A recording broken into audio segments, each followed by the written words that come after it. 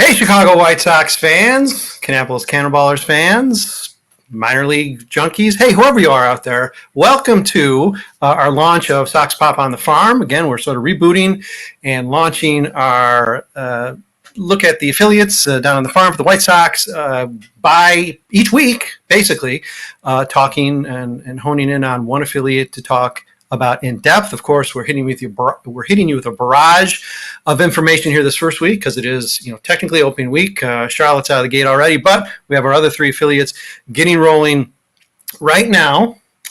And just a little bit of background before I even introduce my very, very special guest. My name is Brett Ballantini, hosting this podcast on Southside Sox.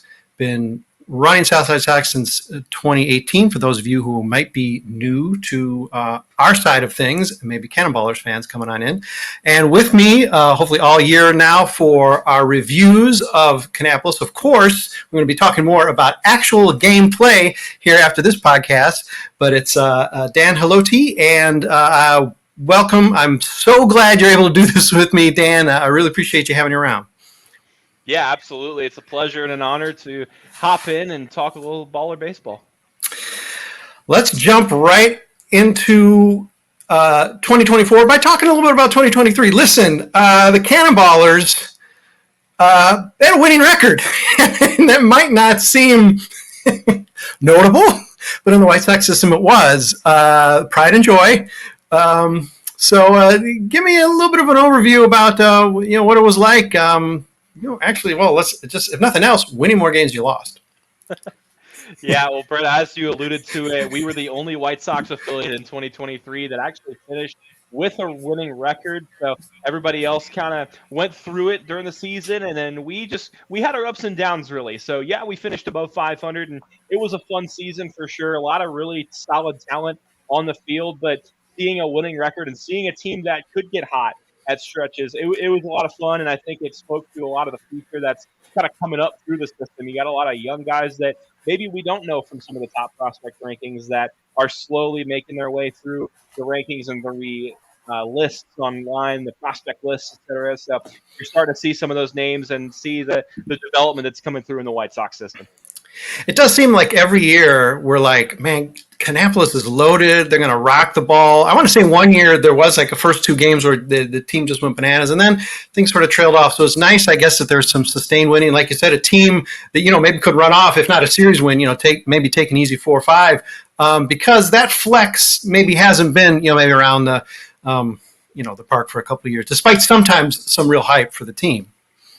Yeah, I mean, the first two seasons of being in that ballpark, in 2021, we were the second worst team in minor league baseball. I think we won 41 games. It was a lot of losing baseball, a lot of nights where it was just like, oh man, like another night, and it's not going to be pretty. And there was that understanding of like, it was just going to be one of those stinker years. 2022, obviously we came in and we were like, hey, we got some names, we got some faces in the organization, and we can put something together. And we did well in the first half, and second half we just trailed again. So seeing the progression of this team even year to year, it's been fun to watch.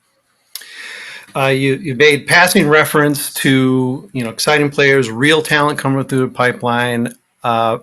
Really an extraordinary talent. I mean, you almost don't want to hype it too much because it seems like such an exciting talent. And that isn't, I'm not going to lead with the number one prospect. I'm going Noah Schultz here because he pitched last year with Kannapolis, and you want to talk about dominance. It's sort of breathtaking. Again, not to overdo it, although I am overdoing it, but just sort of refreshing to see a White Sox prospect dominate like that.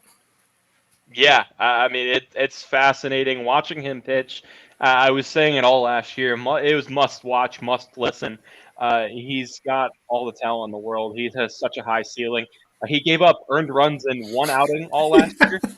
One outing, and that outing was against the hottest team in the league, and they hit 3 home runs in a row off him. They were just kind of ambushing him. They were sitting first pitch fastball and just swinging it, whatever.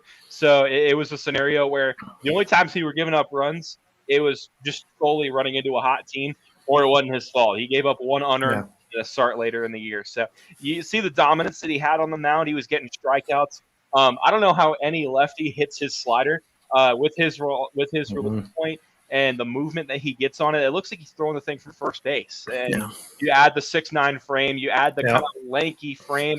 It's difficult to hit, and it's certainly a joy to watch and a joy to watch progress through the system as Noah Schultz. Yeah, a guy like that can just reach up and tickle a batter under the chin. That's frightening. It sounds cute. It's frightening.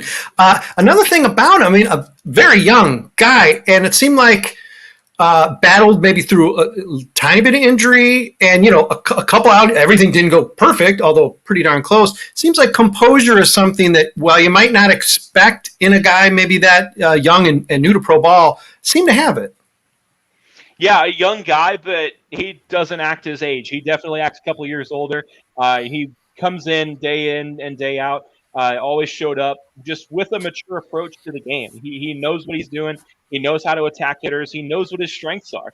That's something that I picked up on very early when Noah showed up to Kannapolis and started making appearances. Is I knew that he knew what his strengths were and he was going to play to them.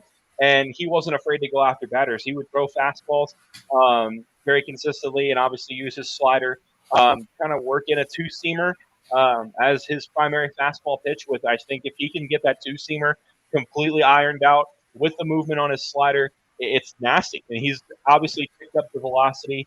He was sitting, when he started with us, about 96, 97. Now I've heard people saying he's throwing 98. Just listening to that, and it's just like, how are you going to hit that? It's mind-boggling, and it's certainly going to be fun to watch. But yeah, the youth of Noah Schultz is encouraging, and you hope and pray that the development through the system and everything. And the coaches are fantastic. All the pitching coaches throughout the system know what they're doing, and they know what they have, and they're just going to have to do what they keep doing and just take care of him. And I think the biggest thing for him this year is just going to be health-wise to stay on and get innings in and put a sharp outing, I should say, together. Unlike hitters, and of course, a ton of great hitting prospects come through Kannapolis with a pitcher, and especially a pitcher, I just referred to the tickling of the chin, but this is a dominant presence on the mound. You're in a catbird seat covering this guy. It's got to be, again, not that there's not a lot of talent that comes through, and not sometimes some even jaw-dropping talent, but just being able to witness it. I mean, obviously you're not stammering, you're doing your work, but it's got to be it's got to just tickle you to be able to sort of cover those starts. Man, there were a couple times last year. I can think of one start specifically when we went to Charleston last year. So we opened the season this year in Charleston. Looking forward to going back. But last year we went down there, and it was Saturday night, packed out crowd, and Noah's on the mound. And it was kind of funny because the setup in Charleston, the press box is right dead behind home plate. My favorite press box in the league is because it's right behind home plate. I can see every pitch, every movement. It's fantastic. And with the way the seating is there, that front row, I should say the back row of that section is right against my window. So you can hear the fans, and I have my crowd mic and everything. I can pick up and hear, okay, what is a little bit here and there. So that first time he throws a slider to the lead off that row, some guy's watching, he goes, he's sitting there, he's like, what was that? Yeah. Yep. Oh, my God.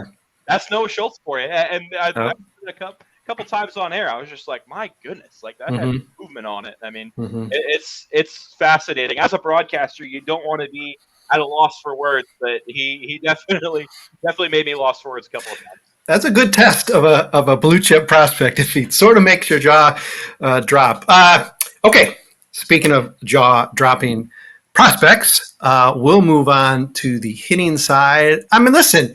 You've been fat and sassy. It's Christmas morning like every day in Kannapolis because you got some of the top guys coming through. Now, of course, Colson Montgomery is, long gone. He's got his eyes maybe even on the show in 2024, but he's a guy you did see in his stints, saw him at a early stage of his professional career, and he certainly, I'm sure, matured and sort of found that power stroke since, but impressions of Colson, the player, again, his composure, his dedication to his craft is pretty impressive.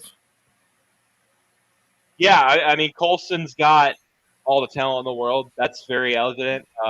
He's an athlete first. Obviously, he was a star basketball player in Indiana. played football. I mean, we know the narrative. If you're a White Sox fan and you follow the team at all, the narrative on Colson Montgomery. But following him and seeing him progress, it really is nice to see. When he showed up to Kannapolis, it was just like, okay, we got a full season of ball ahead of us. Can we get through the season healthy? He ended up having some injuries and having some things that he had to go through to get a full season under him. He talked about later in that 22 season about how it was just difficult to get his legs under him at the end of the season, just playing baseball every day and getting in that new routine. It was a challenge for him, and he talked about it openly. But he played 45 games with us in Kannapolis, and he reached base in 41 of them in some capacity, whether walking or hitting or hit by pitch or whatnot.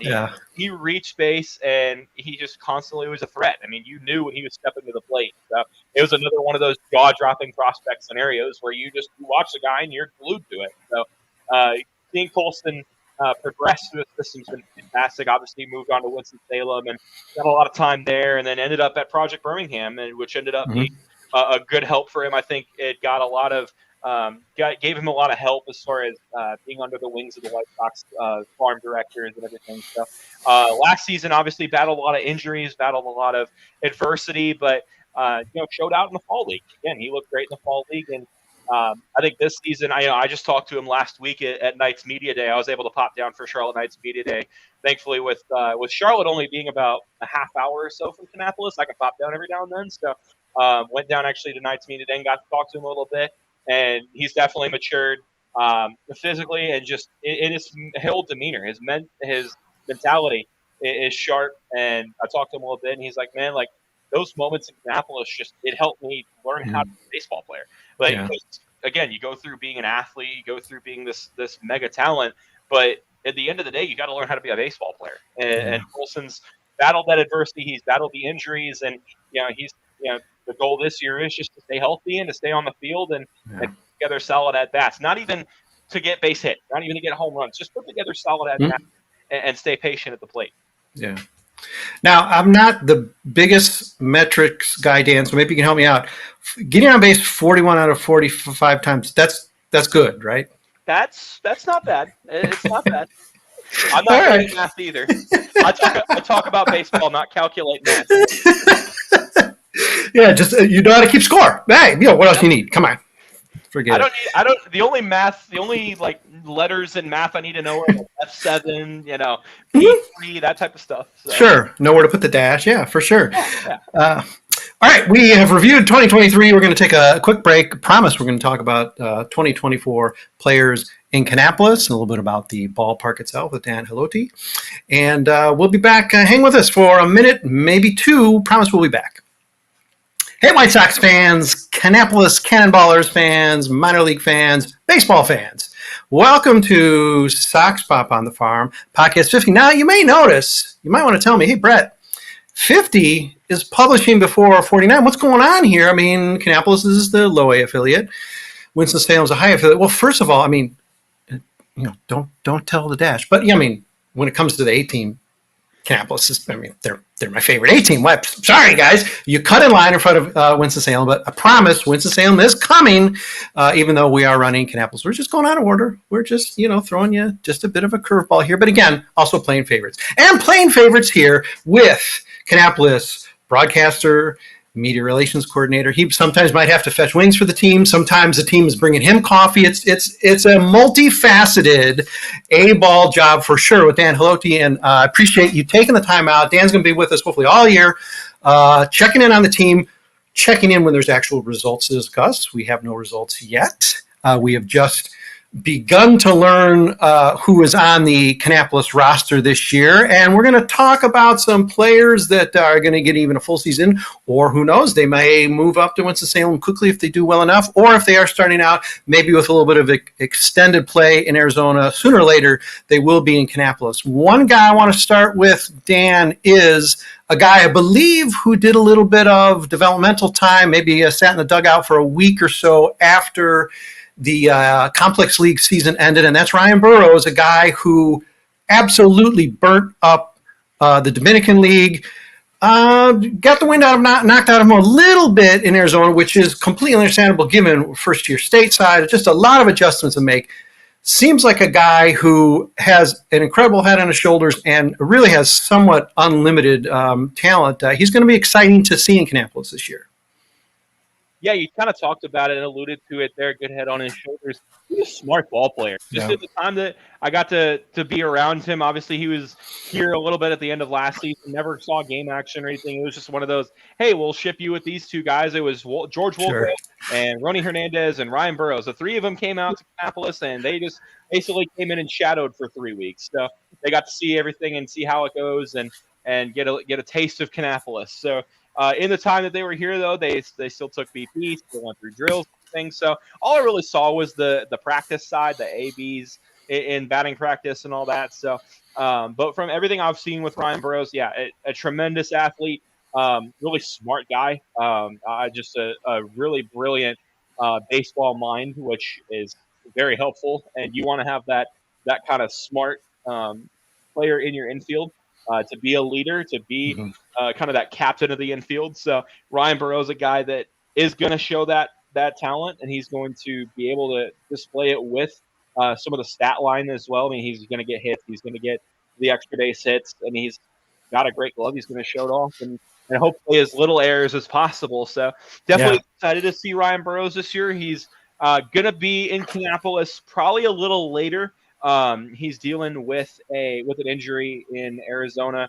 Ended up getting hit in the hand with a ball, so he'll be out and he will be back in about a month or so. But yeah, slowly but surely working toward getting him to Kannapolis really soon.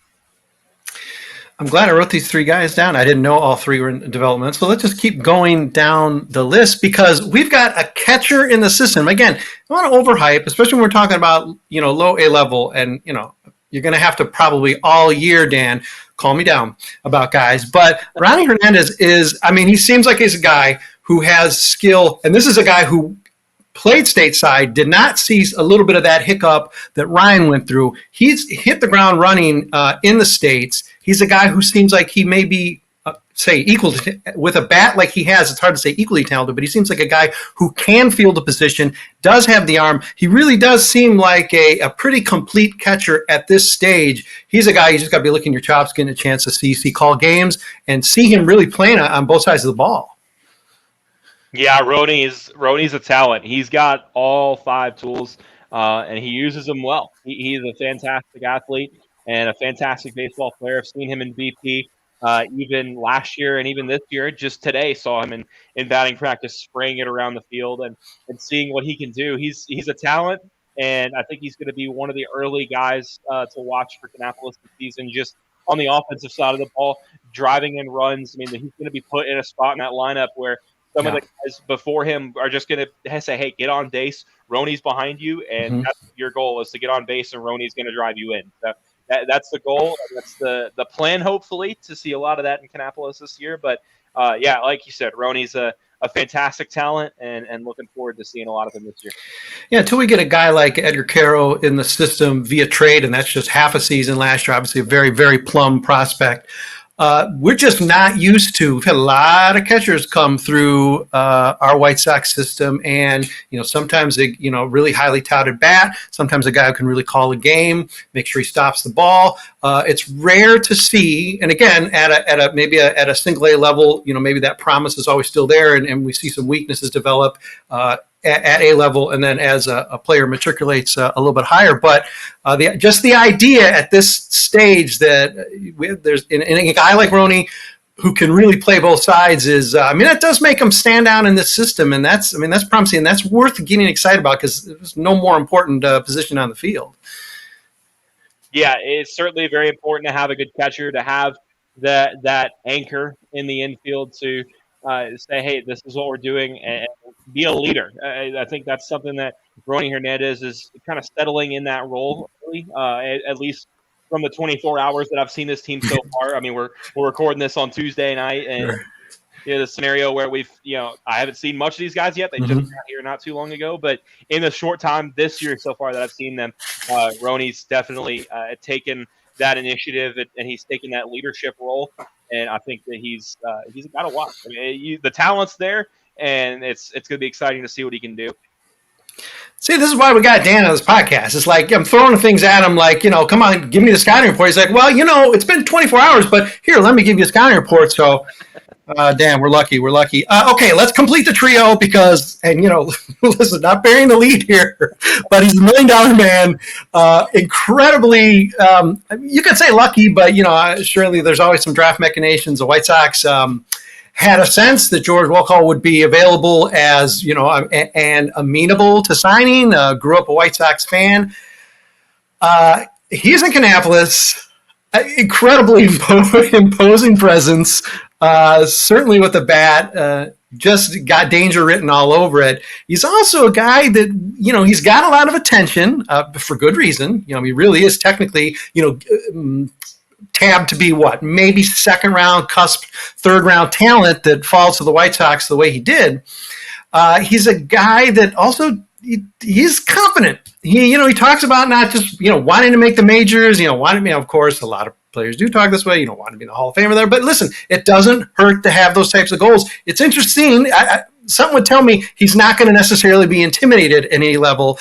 He's a guy you expect to start playing at Low-A coming this weekend, and maybe not miss a beat and just to hit the ground running. Yeah, there's so much to talk about with George Wolkow. You hyped him up, and you're already getting your juices going, and we haven't even seen him yet this year. It's definitely exciting, but no, there's been a theme around our office for sure in Kannapolis. Okay, who's going to be that guy? Who's going to be the guy that fans get excited about this year? And I look everybody dead in the eye, say it, George Wolkow, 6'7", big kid, 18. He just turned 18 in January. He was born in 2006. It's making me at 23. I'll be 24 at the end of the season. Almost, feeling old. You're gray. Come on. But no, seriously, like seeing someone that young, that talented is mind-boggling to me, and it's really special to see. Wolkow's got quite a bat, as everybody talks about. He's got a lot of power. Being 6'7" and absolutely, his swing path's fantastic. It's just a beautiful swing, and he puts it together every time he's in the cage or every time he's taking an at-bat. He looks like he belongs, and that's the biggest thing. I think a lot of guys entered our level of baseball in Kannapolis, and they're still like, okay, do I belong? Like, do I, I'm trying to prove myself here. I don't think I ever really have gotten that presence of mind from George in the sense of like, do I belong? Like, he and I have a little bit of that same mentality of like, okay, I belong. Like, this is what I'm supposed to be doing. This is where I'm supposed to be. I'm going to be where my feet are and just go out and do my job. So, and that's the same. It's a great mentality to have, and it's a very successful mentality. It's a great way to look at it, and it's fantastic. So George is absolutely fantastic, and listening to everything he says about he wants to be in the Hall of Fame, I want to hear that. Like, if I'm a White Sox fan and I'm watching that and I'm hearing that, I want to hear that from some of my young guys. And then, again, guy's 18. No reason to rush him. There's nothing. He reclassified. He wanted to get into the pros a year early, so he reclassified. You hear all these interviews. Nicky Delmonico, who of course who's in the system, saying, "Look, he could have been top 5 talent this year in this draft." So the White Sox were able to pick him up for a very good value in the 7th round, and I don't think I've ever heard of a 7th rounder being as hyped as George Wolkow. So it's a great thing that the White Sox were able to get him, and it's a great thing that George has got that mentality of, listen, I'm going to go out there and play, and I want to accomplish my goals. Ignoring the pitchers so far, it's all right. Pitchers are going to ignore you.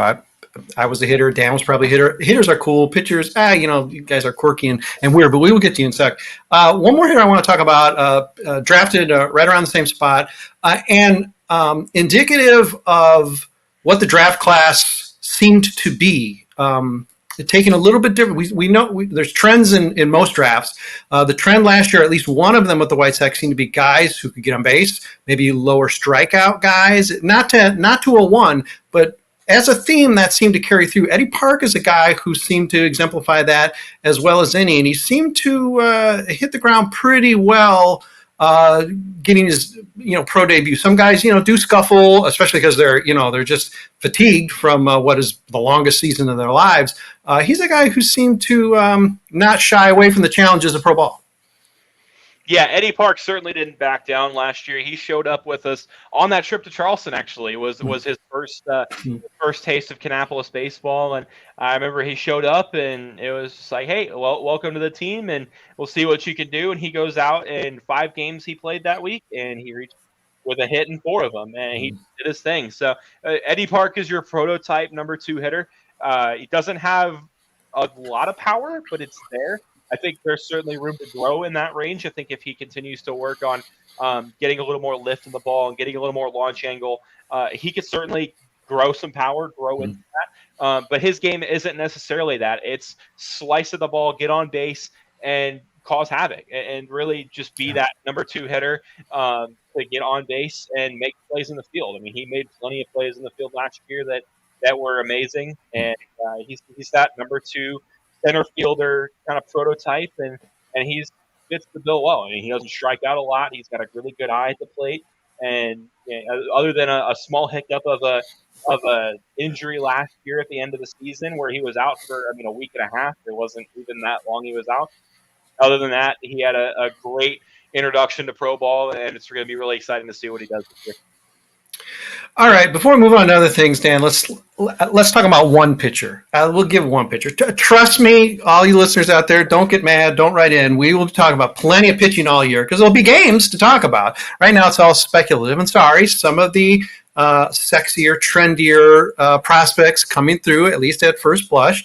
Hey, they carry bats. What can you do? But one guy that has jumped out in particular for Luke Smales, a guy on our staff whose day job actually is focusing very intensely on college ball, has developed WAR for college, just a number of really, really clever things he does with his site and his group. Really, really was impressed, and in fact, tabbed Seth Keener as the most intriguing pick of the draft, and that's in a draft with George Wolkow. So, that ain't nothing. But this is a guy who put up an impressive WAR at Wake Forest, and he's a guy who seems to be able to do stuff with the ball. I mean, having maybe uncommon command for a guy who's just now getting into the pros. Thoughts on maybe not even just Seth per se, but what continues to be a pretty impressive string of arms, not always flourishing, but impressive string of arms landing Kannapolis to see then where they'll launch throughout the system. Yeah, I think in general right now the pitching staff is the biggest wild card almost, and the biggest question mark of okay, we need to see guys get innings. I mean, last year we had Tanner McDougal, Peyton Paulette, these guys that were on innings limits, and they were kind of limited to, okay, this is what you're going to go do. You're going to throw 4 innings, and that's absolutely the most you're doing. So I think it's going to be interesting this year to see guys get innings in and see if they can go deeper into games. As far as talent, as far as guys like Seth Keener, you're going to see a lot of pitchability throughout the minor leagues at any level, not even just Kannapolis. Pitchability is really something that I think the White Sox are focusing on right now. It's not necessarily the high velo and the big flashy arms that they're going to go get. They're not going to get the guys that are throwing 100. While it's not, and while it is obviously a piece you can use, you're going to get guys like a Seth Keener who are going to figure it out. They're going to have command. They're going to have stuff in the mid-90s, but they're going to have stuff that moves too. I mean, you have a high-end arm in Noah Schultz who has velo, who has movement, who has a super high ceiling, and then you have guys like Seth Keener, you have guys like Drew Thorpe, you have guys like Nick Nastrini in the system, all guys that have pitchability and that have very high ceilings as long as they can continue to do what they're doing. They're mature arms and they know how to go out and pitch the ball. There's a difference between going out and throwing on the mound and pitching. It's a huge difference, and everything I've saw from Seth Keener is that he knows how to go out and pitch a base hit.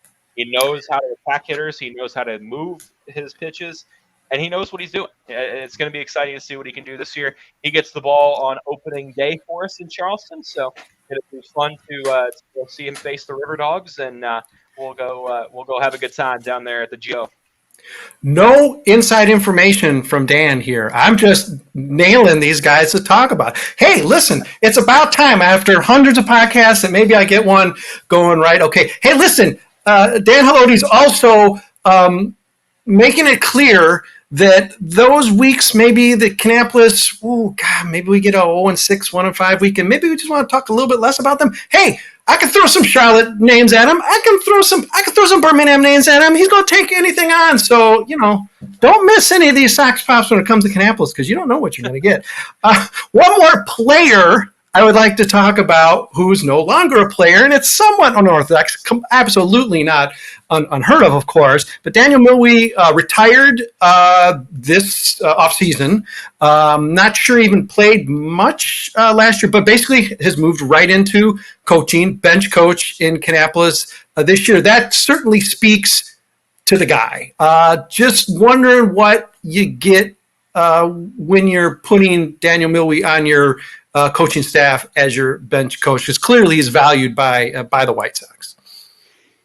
Yeah, Daniel Millwee certainly is a guy that, again, you mentioned it, high value by the White Sox. Even when he was playing, everyone talked about, he's going to make a great coach one day. He's going to make a great manager one day. And even having a system that can recognize that early on, that speaks to the organization. Honestly, seeing a guy that has that it factor of being a coach, being a manager, having that is so valuable. And knowing that Daniel Millwee comes in and he kind of recognizes and says, "Listen, maybe I'm going to have to kind of hang him up a little bit sooner than I thought," but he goes in and the White Sox immediately say, "Listen, we'll give you this spot, we'll give you this opportunity. Come Kannapolis this year under Pat Leyland, who's one of the greatest baseball minds I know, and I've been around. He's wicked smart when it comes to baseball. So come learn under Pat Leyland and come to this young team and just guys learn baseball." And being a former catcher, Millwee's going to work with some great guys, Ronny Hernandez, Luis Pineda, who was hurt for a lot of last year, who's going to come back and be expected to be kind of that power threat at the plate. So Millwee being a guy who's still so fresh off the playing surface and now is going to be a coach, it's fantastic to have a guy that young as a coach and have that relatability, have that chemistry built in, because half the problem of winning and being a winning team is having chemistry. So having him there to build that and also be a resource for these young guys is so valuable. It's so fun. Yeah, sorry, Pat Leyland. We'll be talking about you all year, so we're going to ignore you this time. We're talking about your bench coach. Hey, man, sorry, got to deal with it. I promise every other podcast we'll devote to some manager talk. Let's shift, please, Dan, to the beautiful ballpark there. It is, I believe we are beginning year 3. And it's a fantastic place to see a game. Impressions of it now that I guess sort of everything's settled in a little bit, and it's quite a home park. The White Sox have really probably a deck of 4 of the finest parks you're going to get among affiliates of Major League Baseball, and Kannapolis is not one to overlook. No, it's so beautiful. Every time I walk in, it's like, man, I get to work here. Like it's just, I don't have to work. I get to work here. It's so refreshing and it's so awesome. The facility's amazing. Entering our 4th season at Atrium Health Ballpark 2020. We were going to play there and everything obviously blew up, and shut down and everything. So 21, 22, 23, now we're in 24, year 4. So it's going to be a lot of fun. And the ballpark is gorgeous. Kannapolis as a city has been fantastic with the area.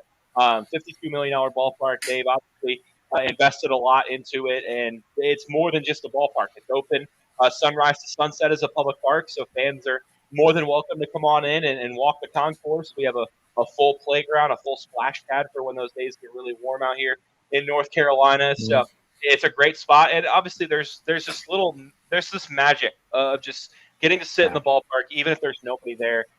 Just get in there and look at the green grass and the brown dirt, and there's just something magic about it. It's just so nice and so special. So a lot of really great things going on in Kannapolis at Atrium Health Ballpark, and the area around it is growing. We have a beautiful new building in right field that's getting finished up with construction called Stadium Lofts. So the first floor is our new team store, our new box office, and our Towel City Tavern. So it's a restaurant that we have partnered with a local brewery, and we're going to be opening it up real soon. We're going to brew our own beer out there.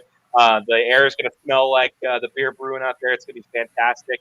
Second floor of that building will be our team offices, and then everything above that is apartments and living space. So fantastic little space where you can just go out on your front balcony and look out at the games. So fantastic spot, and there's a lot going on in Kannapolis. The whole downtown area is being renovated and worked on. Always construction going on. Always a little bit of fun to navigate that. Yeah. It's part of it. It's growing pains, and Sure. you know what? But it's such a beautiful area that's growing so quick, and Kannapolis is quickly becoming a crown jewel of the area. But as you said, all four of the spots in the minors, Kannapolis, Winston-Salem just did some renovations. Birmingham's beautiful. Of course, Charlotte has won how many awards as a beautiful ballpark. So all great facilities, and the White Sox minor leaguers, they almost don't know how nice they have it compared to some of these other spots. Yeah. So developing an area around the park to sort of like funnel business and create attention for the ballpark. Dan, please send a memo to the Chicago White Sox. I think you know where they are. Maybe you should, let, you and the team just, share the plans a little bit, because there's one park in the whole group of them that sort of doesn't fit that, and it's sort of unfortunate, but you're doing it right. I mean, this is the way to do it, and keep on building. The growing pains, yeah, sure, you're going to have to get detoured here and there, but growing pains, to a reasonable end. Right around the corner, Dan, we got opening day. I am going to flash this little thing that, I'm sorry, folks, you can't click on. Hopefully this does take it. Basically, listen, you want tickets, and you want tickets. You probably want season tickets. You want tickets. Go to the Cannon Ballers website. You can't click here, but there will also be a link on the post that accompanies this podcast being published on Southside Sox as well, in case for some reason you want to take that route. I mean, I'm a little partial. You probably should take that route. Read Southside Sox and click there. But, listen, give Kannapolis some attention. You got to buy there anyway.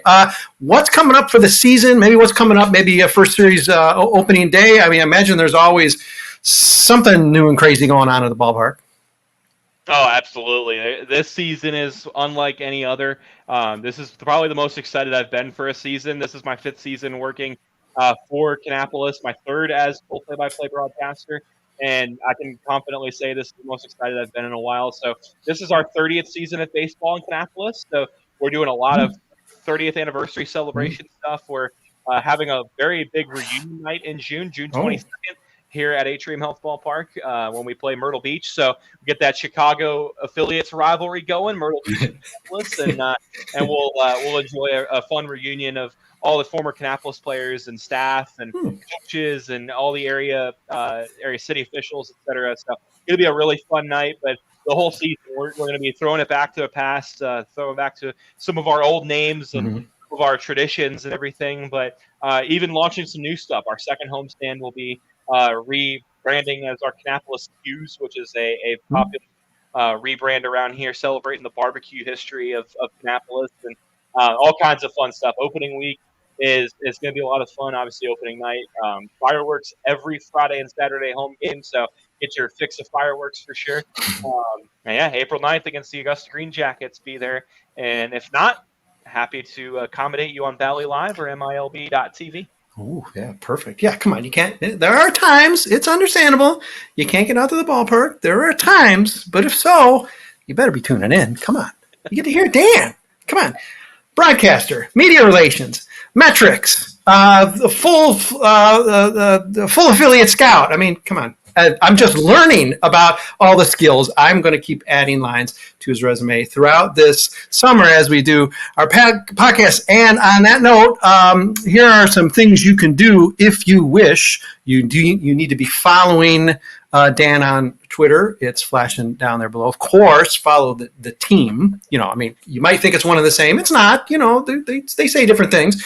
But also follow the Cannon Ballers. Of course, that's a go-to for me because I'm doing a lot of those minor league write-ups every night that we do at Southside Sox. Try to be very thorough and very detailed, and we always do appreciate those great tweets that might have a little bit of a clip or a photo. Oh man, we do appreciate that because we need them, especially as you get further down the system. And by the time you get to Low-A, it's like, oh man, there's just nothing on this guy. So it's always appreciated when, they make a social media splash and we can sort of crib off of that with credit. Dan Helotie, listen, I've already psyched myself out, but trust me, by the second podcast, I'll do slightly better, Dan Helotie.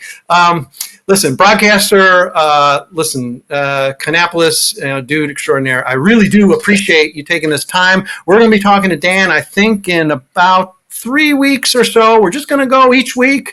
We're going to start with Charlotte, go to Birmingham, 3-4 weeks. We're going to be talking with Dan again, checking in, say about 3 weeks into the season. And, we'll see if the excitement for the year proves warranted, at least, I guess, through April. I mean, we know it's going to, but, we'll get confirmation next podcast there. But, Dan, appreciate you sort of previewing the season, some of the players, reviewing 2023 a little bit with me here, and look forward to doing this all summer with you.